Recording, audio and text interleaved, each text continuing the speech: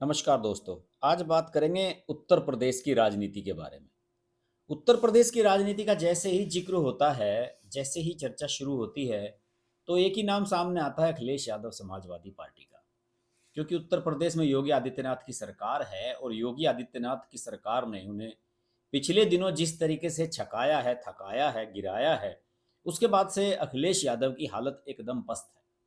तमाम जितने भी सर्वे अभी हाल ही में आए हैं, वो ये बताने लगे हैं कि लोकसभा चुनाव में विपक्ष नाम की जो चिड़िया है, उसका सफाया उत्तर प्रदेश में होने जा रहा है। योगी आदित्यनाथ तो दावा कर रहे हैं कि वो 80 की 80 लोकसभा सीटें जीतने जा रहे हैं। बीजेपी 80 की 80 लोकसभा जीतने जा रही है। लेकिन साथ ही साथ सर्वे ये भी कह रहे हैं कि विपक्ष का जो ये इंडी अलायंस है, ये किसी भी तरीके से साथ आ जाएं, 4-5 से ज़्यादा सीटें इन्हें नहीं मिलेंगी और 73 से 75 के बीच में सीटें भारतीय जनता पार्टी यहाँ जीतने जा रही है। अब आप समझिए कि इतना बड़ा आकलन कोई कैसे कर सकता है। कोई ऐसा तो है नहीं कि सबके दिमाग में कोई एक ऐसी मशीन फिट कर दी गई है कि वो सब इसी तरह की बातें सोच रहे हैं, नकारात्मक बातें सोच रहे हैं, या उनके मन में सिर्फ यही है कि हम निगेटिव ही चर्चा करेंगे, पॉजिटिव बात कुछ नहीं करने वाले हैं। तो उनके दिमाग में ये बात आई कहाँ से? क्या वो इतने पागल हैं, अंधे हैं, उनको नजर नहीं आता कि हकीकत क्या है? क्यों सारे के सारे लोग इस बात की गवाही दे रहे हैं कि साहब देखिए, बिल्कुल एक तरफा यहाँ पर बीजेपी सुपड़ा साफ करने जा रही है, क्योंकि सारे हालात ऐसे बन रहे हैं। और उस पर अखिलेश यादव की जो विवेकहीनता है, या उनकी मैं कहूँगा इनकॉम्पिटेंसी है कि वो पार्टी को संभाल नहीं पा रहे हैं, पार्टी को आगे नहीं चला पा रहे हैं, उससे स्पष्ट हो जाता है कि विपक्ष के लिए यहाँ कुछ है नहीं। अखिलेश यादव अब कर क्या रहे हैं? अखिलेश यादव दो चीजों पर बड़ा फोकस कर रहे हैं। एक तो ये कि कांग्रेस यहाँ पर ये कह दे कि सारी की सारी सीटें समाजवादी पार्टी ही लड़ेगी, और दूसरे वो ये नहीं चाहते कि किसी भी स्थिति में इंडी अलायंस में मायावती की एंट्री हो। इंडी अलायंस के कई सदस्यों ने, नीतीश कुमार, अरविंद केजरीवाल, और बताया जाता है कि ममता बनर्जी ने भी इस बात की सिफारिश की है कि अगर इंडी अलायंस में मायावती को भी शामिल कर लिया जाए तो उत्तर प्रदेश में भारतीय जनता पार्टी को 80 लोकसभा सीटें जीतने से रोका जा सकता है, जो कि अपने आप में ही फिर से नरेंद्र मोदी को तीसरी बार सरकार बनवाने के लिए पर्याप्त साबित होने जा रही है। लेकिन अखिलेश यादव लगातार दीवार की तरह खड़े हुए हैं कि साहब नहीं, मायावती की एंट्री नहीं होनी चाहिए। हालांकि इन्हीं अखिलेश यादव ने अब से 5 साल पहले जब 2019 के लोकसभा चुनाव हुए थे, तो मायावती के पैर पकड़कर उनका समर्थन लिया था और उनके साथ मिलकर चुनाव लड़े थे। ये अलग बात है कि मायावती 0 से 10 सांसदों पर पहुंच गई थी और अखिलेश यादव के वही परिवार के 4-5 लोग ही जीत पाए थे। 5 सीटें शायद आई थी इनकी, 14 में भी 5 आई थी, 19 में भी 5 आई थी। तो अखिलेश यादव के सामने बड़ी विकट स्थिति है।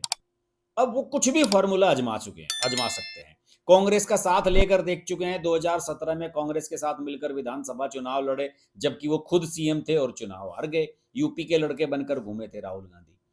उसके बाद इन्होंने जयंत चौधरी का समर्थन लिया है, जयंत चौधरी को साथ लेकर चल रहे हैं, उन्हें राज्यसभा में भी भिजवा दिया, क्योंकि जानते हैं कि वेस्ट यूपी में कुछ सीटों पर जयंत चौधरी का प्रभाव है, तो उनके साथ मिलकर वो जीत सकते हैं। अकेले नहीं जीत सकते अगर दोनों अलग अलग लड़ेंगे। मायावती का फार्मूला उन्होंने आजमा लिया है, तो बचता क्या है? अब बचता ये है कि अब धर्म के नाम पर राजनीति शुरू की जाए। उन्होंने स्वामी प्रसाद मौर्य जैसे अपने पिट्ठू को छोड़ दिया है खुलेआम कि जाइए और हिंदू धर्म को गालियां दीजिए। मैं आपको कुछ वीडियोस दिखाता हूं। स्वामी प्रसाद मौर्य लगभग पिछले 4-5 महीने से लगातार इसी तरह के बयान दे रहे हैं। ये योगी जी की सरकार में मनमंत्री हुआ करते थे, लेकिन आप सब जानते होंगे कि धर्म सिंह सैनी, दारा सिंह चौहान, स्वामी प्रसाद मौर्य, ये पूरा का पूरा एक धड़ा इस उम्मीद में 2022 के विधानसभा चुनाव से पहले चला गया था, बीजेपी को छोड़कर समाजवादी पार्टी में, कि अखिलेश यादव की सरकार बनने जा रही है, समाजवादी पार्टी की सरकार बनने जा रही है। इसी वजह से हम चले जाते हैं उधर, वहां जीत जाएंगे, वहां मंत्री बन जाएंगे। लेकिन हुआ मामला गड़बड़। धर्म सिंह सैनी सहारनपुर में हार गए और ये भी हार गए वहां पर। अखिलेश यादव के खास चेले बनकर गए थे जो स्वामी प्रसाद मौर्य, ये भी हार गए। अब स्थिति क्या बन रही है? अब स्थिति ये बन रही है कि कैसे अपना वजूद बचाया जाए। ओम प्रकाश राजभर तो बैक ऑफ कर गए, बीजेपी के साथ जा रहे हैं फिर से। दारा सिंह चौहान बीजेपी में लौट गए हैं। धर्म सिंह सैनी पैरों में पड़े हुए हैं योगी आदित्यनाथ के कि मुझे वापस ले लो, लेकिन योगी आदित्यनाथ उनको वापस नहीं ले रहे हैं। लेकिन स्वामी प्रसाद मौर्य क्या करें? स्वामी प्रसाद मौर्य को खैर अखिलेश यादव ने चुनाव हारने के बाद एमएलसी बनवा दिया था, तो वो एमएलसी के दम में घूम रहे हैं। लेकिन आजकल वो हिंदू धर्म को बहुत गालियाँ दे रहे हैं और मुझे लगता है कि उनके मन में ये बात घर कर गई है कि अगर हिंदुओं को गालियाँ देंगे तो मुसलमान आपको वोट देंगे, और उन्हें लगता है कि उनके जो ओबीसी वोट हैं, मौर्य बिरादरी के जो वोट हैं, वो उनके साथ रहेंगे, तो वो कम से कम समाजवादी पार्टी में अपनी स्थिति मजबूत कर लेंगे। लेकिन इसके विपरीत डिंपल यादव, अखिलेश यादव की पत्नी, मैनपुरी की सांसद, मुलायम सिंह यादव की बहू, वो कुछ और बयान दे रही हैं। अखिलेश यादव ने खुद इस पर कोई बयान नहीं दिया है। एक बार जरूर कहा था कि स्वामी प्रसाद मौर्य की ये अपनी राय है, हिंदू धर्म को जो वो बयान दे रहे हैं कि हिंदू धर्म कुछ नहीं होता, फलाना ढिमकाना, अभी वीडियो में आपको सुनवाऊंगा। लेकिन अखिलेश यादव उसके बाद से चुप हो गए हैं। मुझे तो इसमें सिर्फ ये नजर आ रहा है कि अखिलेश यादव के मन में भी ये बात घर कर गई है कि यार हिंदुओं को गालियां देने लो, ये हिंदू वैसे भी हमें वोट नहीं दे रहे हैं, यादवों के अलावा कोई हिंदू हमारे साथ नहीं आ रहा है, कम से कम मुसलमान तो ना भटके। क्योंकि उनको ये लग रहा है कि मुसलमान, एक परसेप्शन बन रहा है देश भर में कि मुसलमान, अभी हाल के विधानसभा चुनावों की वजह से जो नतीजे आए हैं उनकी वजह से ये मैसेज आया है कि मुसलमान एक बार फिर से कांग्रेस पार्टी की तरफ लौट रहा है। सर्वे एजेंसीज और जितना भी लेफ्ट लिबरल मीडिया है वो इसका प्रचार कर रहा है कि मुसलमानों के लिए अगर कोई मुफीद पार्टी है, कोई सुरक्षित पार्टी है, तो दैट इज ओनली कांग्रेस। और इस बात से अखिलेश यादव बड़े घबराए हुए। अब समझ लीजिए कि अगर मुसलमान वोट बैंक छिटक जाता है उत्तर प्रदेश में अखिलेश यादव से, तो उनकी क्या स्थिति रहने वाली है। 4-5% की पार्टी बनकर रह जाएंगे, जैसे कि मायावती रह गई है। तो मुझे तो ये लगता है कि उन्होंने स्वामी प्रसाद मौर्य को खुली छूट दे दी है कि तुम हिंदुओं को खूब गाली दो, हिंदू धर्म पर खूब सवाल खड़े करो। और मैंने तो एक बार बस बयान दे ही दिया कि उनका वो निजी राय है। लेकिन अगर आपकी पार्टी का कोई नेता इस तरह की निजी राय दे रहा है जिससे किसी वर्ग विशेष की भावनाएं आहत हो रही हैं, तो आपको उसको रोकना चाहिए। अगर कोई पार्टी का उनका नेता मुसलमानों के बारे में या इस्लाम के बारे में इस तरह की बातें कहता, तो क्या अखिलेश यादव उसको रोकते? नहीं। उनको खुली छूट दे दी गई है कि आप जाइए और कुछ भी कहिए, किसी भी तरीके से लोकसभा चुनाव में ये जो 4-5 सीटें हैं तो बचा लें। मैं सुनवाता हूँ आपको कि स्वामी प्रसाद मौर्य आखिरकार कहते हुए क्या घूम रहे हैं। ये सुनिए जरा इनका बयान। कुछ लोगों के लिए धंधा है, हिंदू धर्म धर्म नहीं है बल्कि एक धोखा है। और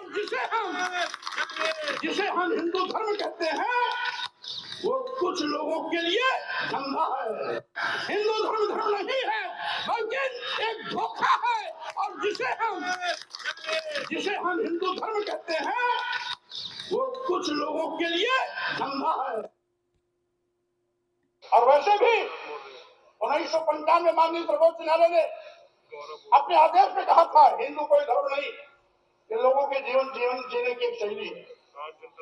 यही नहीं, जो सबसे बड़े धर्म के ठेकेदार बनते हैं, आरएसएस के प्रमुख मोहन भागवत जी ने भी कहा है, एक नहीं 2 बार कहा, हिंदू धर्म नाम का कोई धर्म नहीं है बल्कि लोगों के जीवन जीने की कला। देश के माननीय प्रधानमंत्री जी ने भी कहा, माननीय मोदी ने भी कहा, हिंदू धर्म धर्म नहीं है। और अभी 1-2 महीने पहले माननीय गडकरी जी ने भी कहा, एक मीडिया कॉन्क्लेव में कहा। लेकिन इन लोगों के कहने से किसी की भावना आहत नहीं होती है। अगर स्वामी प्रसाद मौर्य कह देते हैं हिंदू धर्म धर्म नहीं है बल्कि एक धोखा है, और जिसे हम हिंदू धर्म कहते हैं वो कुछ लोगों के लिए धंधा है।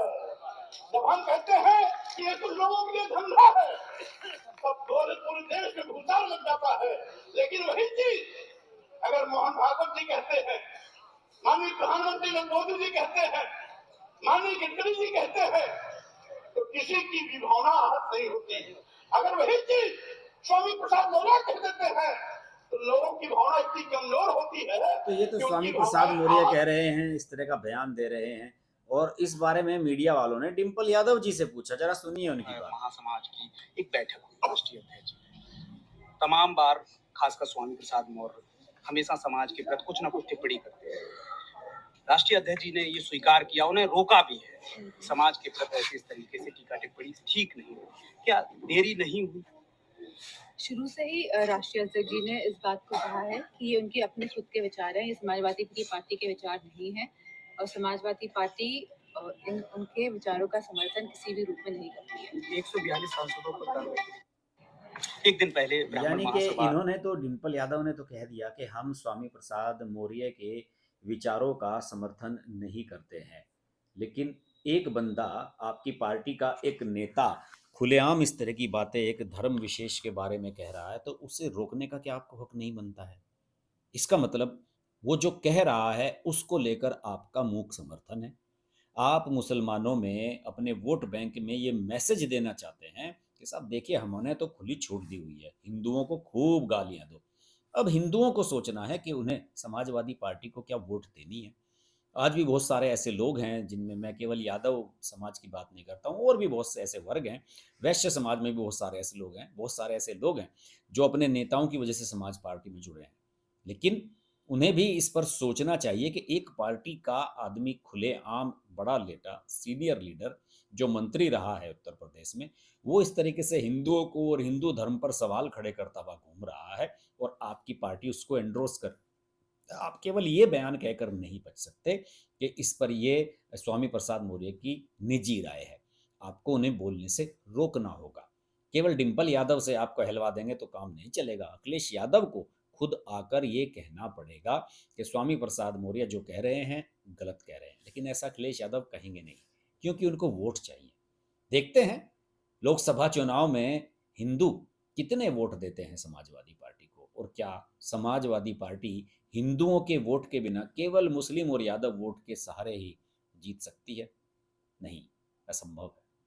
बात होती रहेगी, आपसे चर्चा होती रहेगी। जुड़े रहिए मेरे साथ। नमस्कार।